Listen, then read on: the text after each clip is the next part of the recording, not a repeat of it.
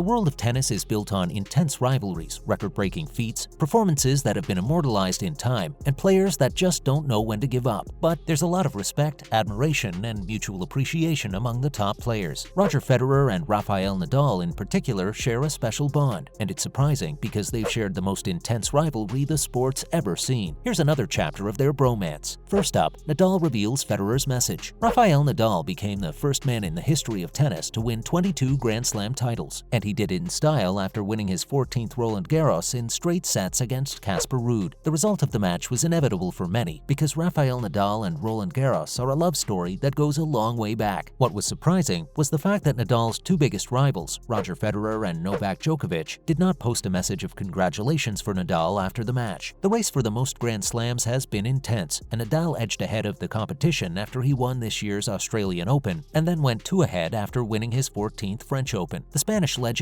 recently revealed that he had gotten a congratulatory message from his good friend and rival, Federer, and it was a private message meant for Rafa only. That's understandable. It's hardly surprising that the two keep in touch, as their rivalry has been the most iconic the sport has ever seen, and it has only improved with time as they've managed to add the aspect of mutual admiration for one another. It's still a little surprising that Djokovic didn't post a congratulatory message for Nadal, even though he participated in the tournament and lost to Nadal in the quarterfinals. But Nadal pointed out that he has a good relationship with Federer, and there's a special feeling. We know these two are secretly in love, and they just don't want to admit it, at least not publicly. And now for Nadal on the Grand Slam race. Rafa also talked about the race for the most Grand Slams, and it's probably the worst-kept secret in the sport that all three are definitely vying for it. Talking to the media, Rafa explained how anything can still happen, and he's not taking his lead for granted. He pointed out how it had never bothered him when he was behind or level with the rest, and it doesn't bother him even now that he's ahead by 2. Of course, why would it? He's probably got another French Open in him, and who knows what he can do this year, after already winning 2 out of 2 Grand Slams. He did say that Djokovic was in the driving seat because he has no physical problems, and because the Serb is playing at a spectacular level. Yeah, we're not so sure if Novak would be happy with the no physical problems point. He likes to be the underdog, so he'll definitely not be too made up with that comment. Rafa added that he has no intentions of missing any Grand Slam, and as long as he's in the best shape possible to compete, he'll compete. The man's love for tennis is so much that he'd prefer playing all 4 rather than winning all 4. He was also careful not to rule out the chances of a Federer comeback because he knows all too best about his fantastic career. Rafa said how it'll be very hard for Roger because he's been out for so long, and even more difficult because he's now 40 years old, but he expects something special always from his Swiss friend. Next, we have Nadal on calendar slam. After winning his 14th Roland Garros title, Rafael Nadal is halfway to a calendar slam. It's a feat that no player, not even peak Federer, peak Djokovic, peak Nadal, or even peak Agassi managed to achieve. In fact, only Rod Laver did it, all the way back in 1969 when he won all 4 Grand Slams in the same calendar year. Nadal isn't aiming for it, but he knows that it's a crazy achievement, and it'd be crazy to think about even if he was in perfect shape. We know Rafa enough by now, and we know what he means when he says that. Best believe he'd be 100% aiming for it, and as long as he can stay injury-free and compete in the tournaments, he'll be there fighting for every single point. Rafa was quick to acknowledge Djokovic's insane run last year and admired how close he came last year when he was just 1 game away from the most historic achievement of his already glittering career. At the moment, however, Rafa's firmly focused on Wimbledon as he practiced on center court and will be hoping to replicate his majors form on grass as well. He has got a tough draw, much tougher than Djokovic, but you can never rule out Rafael Nadal. Up next, Federer and Nadal, frenemies or genuine bromance? Well, it's pretty hard to say as someone who doesn't know them personally, and this is a question that only they can answer. But even they might not do so truthfully, so we may never find out. Either way, there's no denying that Federer and Nadal share a better relationship than, say, Federer and Djokovic or Djokovic and Nadal. That much, even the most cynical Federer fans would agree on. And even though Federer wasn't invited to Nadal's wedding recently, there are way too many moments the duo has shared that we simply can't overlook, and we have to admit that there's something between them. Maybe Nadal just didn't want to break Federer's heart by finally tying the knot. We're kidding, of course, but the bromance is probably genuine. If it isn't, then we've got to give full marks to both of them for their acting skills because they are on point. But that can't be the case either, as we look back to the funniest moment they've shared when they joined hands to shoot a video for a charity game, and after a billion takes, they still couldn't complete their lines without laughing. Then, of course, in the fall of 2016, when Nadal opened his esteemed tennis academy and invited Federer to celebrate and pointed out how he was the reason Nadal had to reimagine his own game. Not to mention Nadal's big bear hug in AO 2009 when Federer couldn't complete his speech after losing. Or in 2017, in the same place, when Federer said that he'd be more than happy to lose the final to Nadal. Or, the most special moment in tennis history was when they came together in the Laver Cup and Nadal celebrated Federer's win and played too. Now, in other news, Serena Williams backing Nadal to equal her record. The biggest buzz ahead of Wimbledon was caused by Serena Williams, who confirmed her participation in the tournament and will make her return to professional tennis after an entire year. However, now her comments have stirred up some more drama as she's revealed her prediction for the men's side of the draw. Serena's backing Rafael Nadal to win Wimbledon and equal her record of 23 Grand Slams, and it's not surprising because she's always been a huge fan of Nadal throughout their careers. In fact, she's revealed that she's also named her dog after Rafa and talked about how inspiring the Spaniard's career has been, especially this year. Although, of course, she'll be hoping to make it 24 and level the record held by Margaret Court, she firmly believes that Rafael Nadal will be lifting his 23rd Grand Slam title in August on the greens of Wimbledon. So, can Iga Swiatek dominate on grass? The world number one, Iga Swiatek, is enjoying one of the greatest breakthrough years that we've ever seen. She's been a level above any currently active players in the WTA, and we say currently active because her closest competitor, Ash Barty, retired after winning the Australian Open earlier this year. That means, apart from Swiatek, no one else in the tour's top 10 has even managed to make it past the third round at the last major in Paris. Of course, though, grass and clay are completely different, and there are some fantastic grass court players making their return in Wimbledon, so it won't be easy for Swiatek to win either. It's impossible to pick out a winner at this stage, or at any stage in the women's side of the draw, because the WTA has been pure chaotic since Serena's domination ended. The likes of Halep, Ostapenko, and Kerber will all be favorites for the Wimbledon title too. And finally, Murray and Raducanu injury boost ahead of Wimbledon. Both British stars, Emma Raducanu and Andy Murray, were struggling with injuries during their preparation ahead of Wimbledon. Murray picked up an abdominal injury during his Stuttgart final loss on the 12th of June, and Raducanu had to pull out of the Eastbourne International last week due to a strain. However, not to sweat because they're both looking in better touch ahead of Wimbledon. Raducanu believes that she's fit and ready to go, and it's full steam ahead. Murray's slightly behind in the recovery process and explained how he could still not hit specific shots, but he's upped his workload and expects to be fine for the opening game against James Duckworth on Sunday. That's a wrap for this video. Do you think Rafa can extend his Grand Slam record by winning Wimbledon? Let us know in the comments below. Make sure to give this video a thumbs up and subscribe to our channel for more videos like this. See you in the next one.